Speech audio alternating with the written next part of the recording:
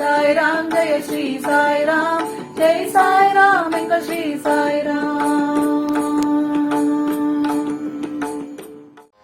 ஓம் சாய்ராம். சாய் அன்பர்களுக்கு என் பணிவான வணக்கங்கள். சாய் சச்சரித பாராயண தொடரில் இன்று 16, 17 அத்தியாயங்களை பாராயணம் செய்யலாம். ஓம் சாய்ராம். அத்தியாயம் 16, 17 துரித பிரம்ம ஞானம். இவ்விரண்டு அத்தியாயங்களும் சாய்பாபாவிடமிருந்து துரிதமாக பிரம்ம ஞானத்தை பெற விழைந்த ஒரு செல்வந்தரின் கதையை பற்றி கூறுவதாகும். முன்னுரை.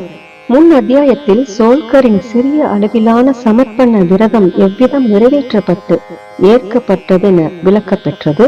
அன்புடனும் பக்தியுடனும் அளிக்கப்படும் எத்தகைய சிறிய பொருளையும் பாராட்டுதல்களுடன் ஏற்றுக்கொள்வார் என்று அக்கதையின் வாயிலாக சாய்பாபா அறிவுறுத்தினார். ஆனால் அதுவே பெருமையுடனும் இருமாப்புடனும் அளிக்கப்பட்டால் ஏற்றுக்கொள்ள மறுத்து விடுவார்.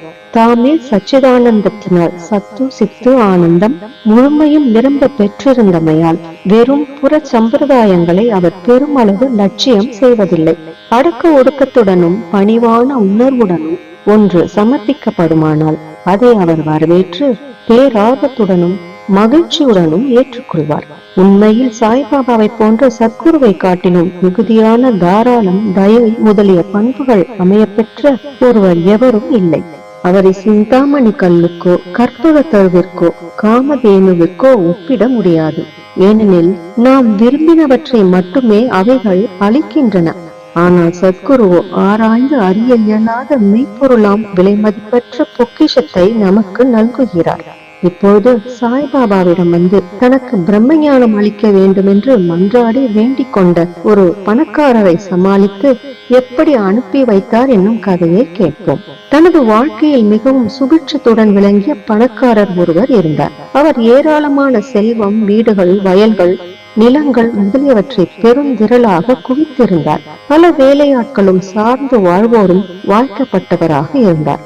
பாபாவினது புகழ் அவர் செவிகளில் எட்டிய போது அவர் தனது நண்பர் ஒருவரிடம் தனக்கு எவ்வித பொருளும் தேவை இருக்கவில்லை என்றும், எனவே அவர் ஷீரடிக்கு சென்று பாபாவிடம் பிரம்ம ஞானத்தை அருளும்படி வேண்ட போவதாகவும், அங்கனம் அதை அவர் பெற்றால் அது நிச்சயம் தன்னை இன்னும் அதிக மகிழ்ச்சியுடையவராக்கும் என்றும் கூறினார்.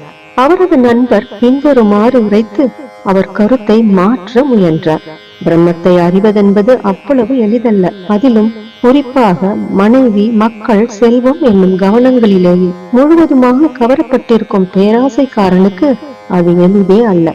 ஒரு பைசாவும் தர்மத்திற்காக ஐயா மனிதராகி உம்முடைய பிரம்மஞான நாட்டத்தை யாரே திருப்தி செய்ய இயலும்?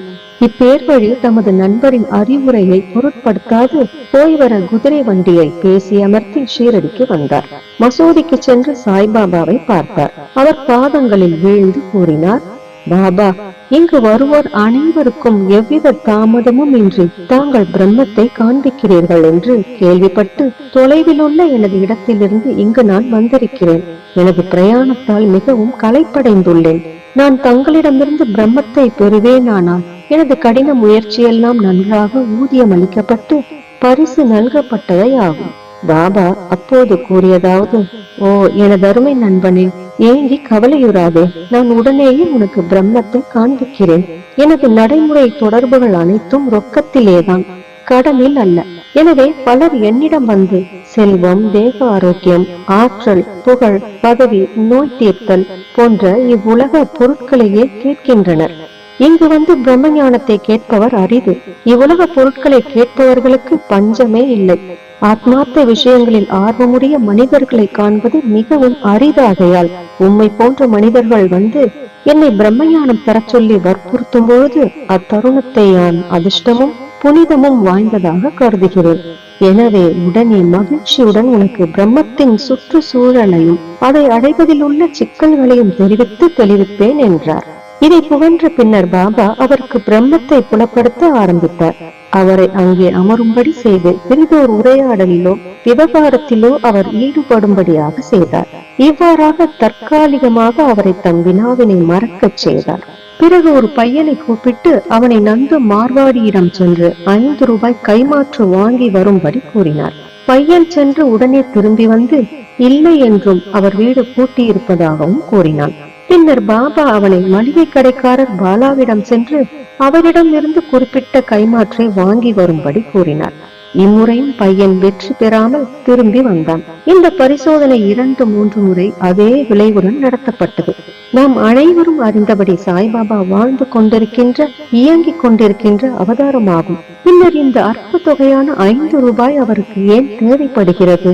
அதனை கைமாற்றாக பெறுவதற்கு அவர் ஏன் முயல வேண்டும் என்று சிலர் வினவக்கூடும். உண்மையில் அவருக்கு இத்தொகை தேவை இருக்கவில்லை. நந்துவும் பாலாவும் அவரவர் இடங்களில் இல்லை என்பதை பாபா நிச்சயமாக முழுமையும் தெரிந்து கொண்டே இருந்தார். இவ்வழிமுறையை பிரம்மத்தினை எய்த விளைகின்றவருக்குரிய ஓர் சோதனையாக மேற்கொண்டார் போலும்.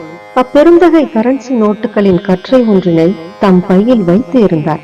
அங்கனம் அவர் உண்மையிலேயே ஆர்வமுள்ளவராக இருந்திருப்பின் 5 ரூபாயை பெறுவதற்காக பாபா தீவிரமாக முயற்சித்துக் கொண்டிருக்கும் அத்தருணம் அங்கே அமைதியாக அமர்ந்து கொண்டு நிகழ்வனவற்றின் வெறும் மேலோட்ட பார்வையாளராக இருந்திருக்க மாட்டார்.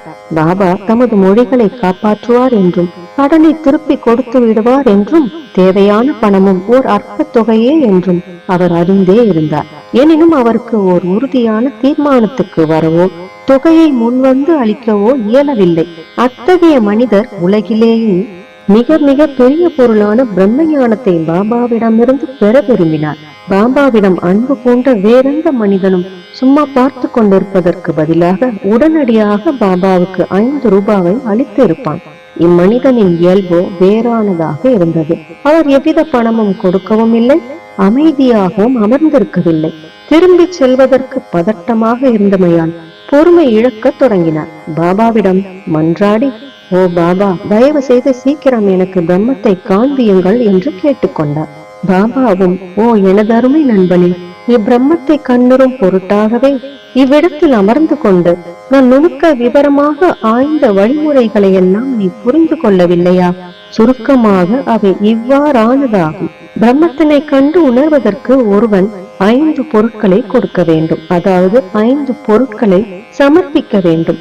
அவைகள் 1 5 பிராணன்கள், முக்கிய சக்திகள்; 2 5 உணர்வுகள், செயலில் 5, பார்வையில் 5; 3 மனது; 4 புத்தி; 5 அகங்காரம். பிரம்ம ஞானம் அல்லது ஆத்மானுபூதி என்னும் வழியானது கத்தி முனையில் நடப்பதை போன்று கடினமான ஒன்றாகும் என்று ஆரம்பித்து இந்த பொருளினை பற்றி சாய்பாபா நீண்ட போதனை அளித்தார். அதனுடைய கருத்துரை கீழே கொடுக்கப்பட்டிருக்கிறது. பிரம்ம ஞானம் அல்லது ஆத்மானுபூதியை பெறுவதற்கு வேண்டிய தகுதிகள். எல்லோரும் தத்தமது வாழ்நாட்களிலேயே பிரம்மத்தை பார்க்கவோ தெளிவாக உணரவோ மாட்டார்கள். அதற்காக சில தகுதிகள் முழுமையுமாக தேவைப்படுகின்றன. 1 நிமிஷை அல்லது விடுதலை அடைய செறிந்த விருப்பம். தான் கட்டுப்பட்டிருப்பதாக நினைத்து தலைகளிலிருந்து தான் விடுபட வேண்டும் என்ற அந்த லட்சியத்திற்கு ஊக்கத்துடனும் தீர்மானத்துடனும் உழைப்பவன், மற்ற எதை பற்றியும் கவலையுறாதவன் ஆத்மீக வாழ்க்கைக்கு தகுதியுடையவன் ஆகின்றான். 2 விரக்தி. இவ்வுலக மறு உலக பொருட்களின் மீதுள்ள வெறுப்புணர்ச்சி. இகபரங்களில் தனது செய்கையால் விளையும் பொருட்கள், ஆதாயங்கள், கௌரவங்கள் இவைகளை ஒருவன் வெறுத்தால் அன்றி ஆத்மீக ராஜ்யத்தின் எல்லைக்குள் நுழைய அவனுக்கு உரிமை இல்லை. 3 அந்தர்முக உன்முக சிந்தனை. கடவுளால் நமது உணர்வுகள் அனைத்தும் புறத்தே செல்லும் போக்குடையவைகளால் படைக்கப்பட்டிருக்கின்றன. எனவே மனிதன் எப்போதும் தனக்கு புறத்தே உள்ளவற்றையே நோக்கி அகத்தை பாராதிருக்கின்றான். ஆத்மானுபூதியையும் இரவா புகழுடைய பெரு வாழ்வையும் விரும்புகின்றவன் தனது கூட்ட நோக்கை உன்முகமாக திருப்பி உள்ளிருக்கும் ஆன்மாவை பார்க்க வேண்டும். 4 தீவினைகள் கசடர கழிபடுதல். ஒருவன் கொடும் தன்மைகளிலிருந்து மாறினால் அன்றியும், தவறுகள் செய்வதை நிறுத்தினால் அன்றியும், தன்னைத்தான் ஒருங்கிணைத்து அமைதியுற்றால் அன்றியும், மனம் சாந்தமுற்றால் அன்றியும், தத்துவ ஞானத்தின் மூலமாக மட்டும் ஆத்மானுபூதியை எய்துவிட இயலாது. 5 ஒழுங்கான நடத்தை. உண்மையுடைய தவமுடைய உள் தரிசனத்துடன் கூடிய பிரம்மச்சரிய வாழ்க்கையை நடத்தினால் அன்றி ஒருவன் இறை அனுபூதியை எய்த இயலாது. 6 பிரேயஸ் விளக்கி புலனுணர்வு மகிழ்ச்சி, ஸ்ரேயஸ் நாடுதல், நலம் பயப்பவை. பொருட்கள் 2 படித்தரமானவை, அதாவது நன்மையானவைகளும் மன மகிழ்ச்சிக்கு உரியவையும் ஆகும். முன்னவை ஆன்மீக செயல் தொடர்புடையவை, பின்னவை இகலோக பொருட்களின் செயல் தொடர்புடையவை. தம்மை ஏற்றுக்கொள்ளும்படி இவை இரண்டுமே மனிதனை அணுகுகின்றன. ஆலோசித்து அவற்றினுள் ஒன்றை அவன் தேர்ந்தெடுக்க வேண்டும். விவேகம் உள்ளவன் மகிழ்வை விட நன்மையை தேர்ந்தெடுக்கின்றான். அவிவேகியோ பேராசையாலும் பற்றாலும் மகிழ்ச்சியையே தேர்ந்தெடுக்கின்றான். 7 மனத்தையும் மற்ற உணர்வுகளையும் அடக்கி ஆளுதல். உடம்பே தேர், ஆத்மாவே எஜமானர். புத்தியே தேரோட்டி, மனதே கடிவாளம், உணர்வுகளே குதிரைகள், உணர்வுக்குரிய பொருட்களே அவர்களின் பாதைகள். எவன் ஒருவனுக்கு பற்றுணர்வு மிக்க திறமில்லையோ, எவனுடைய மனம் கட்டுப்பாட்டுடன் தடுக்கப்பட இயலாததோ, எவனுடைய உணர்வுகள் அடக்கியாளப்பட முடியாதவைகளோ, தேரோட்டியின் குறும்பு சூழ்ச்சியுடைய பொல்லாத குதிரையின் செயலை நிகர்ப்ப அவன் தன் பயண இலக்கை சென்றடையாமல் பிறப்பு இறப்பு என்னும் சூழலுக்கு ஆட்படுகின்றான். ஆனால் எவன் ஒருவனுக்கு பற்றுணர்வு திறம் உள்ளதோ, எவனது மனம் அடக்கி ஆளப்படுகின்றதோ, எவனது உணர்வுகள் கட்டுப்பாட்டில் இருக்கின்றனவோ, அவன் சாரதியின் நல்ல குதிரையின் செயலை நிகழ்த்த சேரும் இடத்தை அடைகிறான். அதாவது ஆத்மானுபூதி என்ற நிலையை எழுதுகிறான். அங்கே அவன் மீண்டும் பிறப்பதில்லை. தனது சாரதியை வழிகாட்டியை போன்ற பற்றுணர்வு திறம் உள்ளவனும், தன் மனதை கடிவாளத்தினால் கட்டுப்படுத்த கூடியவனும், பிரயாணத்தின் இலக்கான எவற்றிலும் மேம்பட்ட எங்கும் நிறை விஷ்ணுவின் வாசஸ்தலத்தை எழுதுகின்றான். 8 மன தூய்மை. ஒருவன் தனது பணித்துறை கடமைகளை மன நிறைவுடனும் பற்றின்றியும் செய்தால் ஒழிய மனம் தூய்மையாக்கப்படாது. மனம் தூயதாக்கப்படாவிட்டால் அவன் ஆத்மானுபூதியை பெற இயலாது. தூய்மையான மனம் ஒன்றினாலேயே விவேகமும் வைராக்கியமும் உழைத்து மேலே எழும்பி ஆத்மானுபூதிக்கு இட்டு செல்கின்றன. 9 குருவின் இன்றியமையாமை. ஆத்ம ஞானமானது எவரொருவரும் தன்னுடைய சுய முயற்சியால் அடைவோம் என்று ஒரு காலம் நினைக்க கூட முடியாத அளவுக்கு சூட்சுமமாகவும் அறிவு நிறை கடந்ததாகவும் இருக்கிறது. ஆகவே தாமே ஆத்மானுபூதி எய்த பெற்ற மற்றொருவர், அதாவது குருவின் உதவி முழுமையுமாக தீராது வேண்டப்படுகிறது. பெரும் உழைப்பாலும் பாடுகளாலும் பிறர் அளிக்க இயலாதவைகளை அத்தகைய குருவின் உதவியால் எளிதில் ஈட்டலாம். ஏனெனில் அவர் தாமே அப்பாதையில் நடந்திருப்பதால் தன் சீடர்களை ஆன்மீக முன்னேற்றத்தின் ஏணியில் படிப்படியாக எளிதில் அழைத்து செல்ல முடியும். 10 இறுதியாக கடவுளின் அனுகிரகம் மிக மிக முக்கியமான பொருளாகும். கடவுள் எவர் மீதாவது மகிழ்ச்சியுறுவாராயின் அவருக்கு விவேகம் வைராக்கியத்தை அளித்து இக வாழ்வினும் பெருங்கடலை தாண்டி பத்திரமாக அவரை அழைத்து செல்கிறார். ஆத்மாவானது வேதங்களை கற்பதனாலோ புத்தியாலோ மிகுதியான புலமையினாலோ பெறப்படுவதன்று. ஆன்மா எவனை தேர்ந்தெடுக்கின்றதோ அவனாலேயே அது பெறப்படுகின்றது. அவனுக்கே அது தனது பண்பை வெளிப்படுத்துகின்றது என்று கடோபநிஷதம் பகர்கின்றது. இவ்வாறாக விளக்க உரையை முடித்ததும் பாபா அப்பெருந்தகையிடம் திரும்பி, நல்லதையா, உனது பையில் 5 ரூபாயை போன்று 50 மடங்குள்ள உருவில் பிரம்மம் இருக்கிறது, அவற்றை தயவு செய்து வெளியே எடு என்றார். அப்பெருந்தகையும் நோட்டுகளின் கற்றையை தமது பையிலிருந்து வெளியே எடுத்தார். அவற்றை அவர் எண்ணிய போது அவரது பெரு வியப்பிற்குரிய வகையில் ஒவ்வொன்றும் 10 ரூபாயான 25 நோட்டுகள் இருப்பதை கண்டார். பாபாவின் எங்கும் நிறை பேரறிவை கண்ணுற்று அவர் மனதுருகி பாபாவின் ஆசீர்வாதங்களுக்காக ஏங்கி அவர் பாதத்தடியில் விழுந்தார். அப்பொழுது பாபா அவரிடம், உனது கட்டு பிரம்மத்தை சுருட்டிக் கொள்க, அதாவது கரன்சி நோட்டுகளை. உன் பேராசையை முழுமையாக விட்டொழித்தாலன்றி மெய்யான பிரம்மத்தை நீ அடைய முடியாது.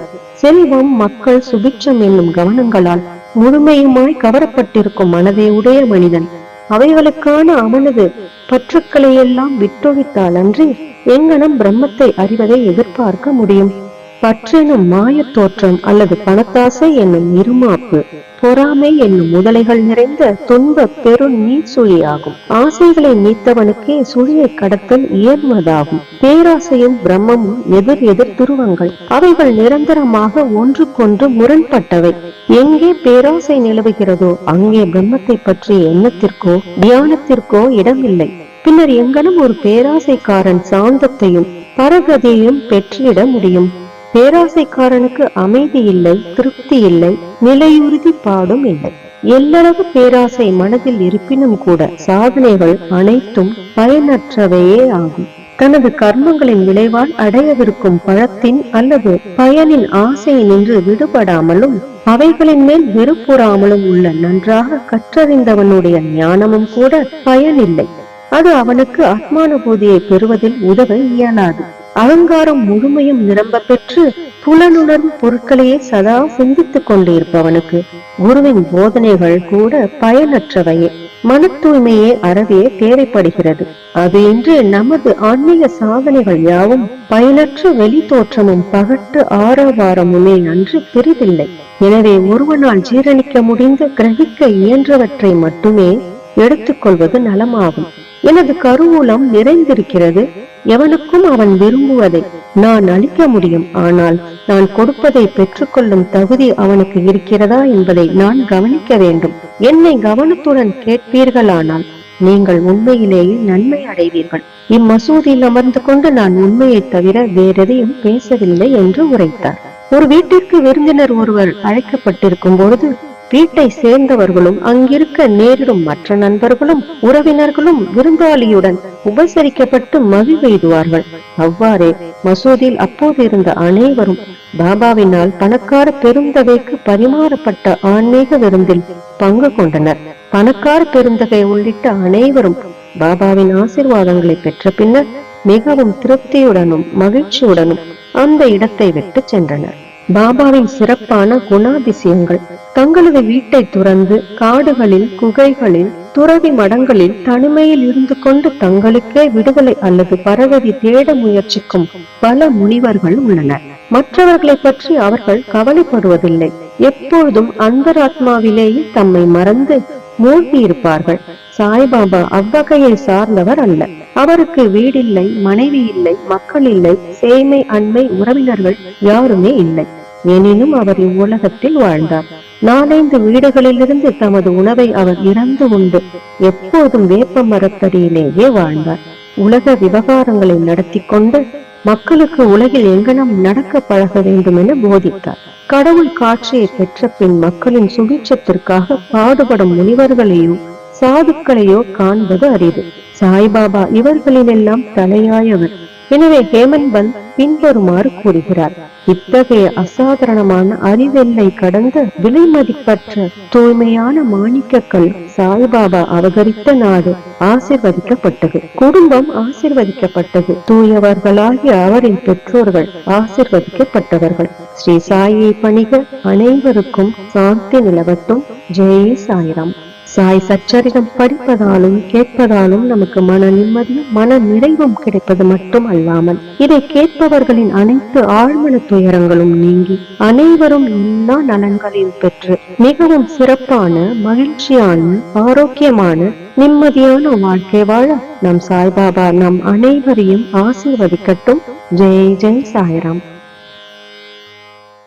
சாய்ராம். ஜெய ஸ்ரீ சாய்ராம். ஜெய் சாய்ராம். எங்கள் ஸ்ரீ சாய்ராம்.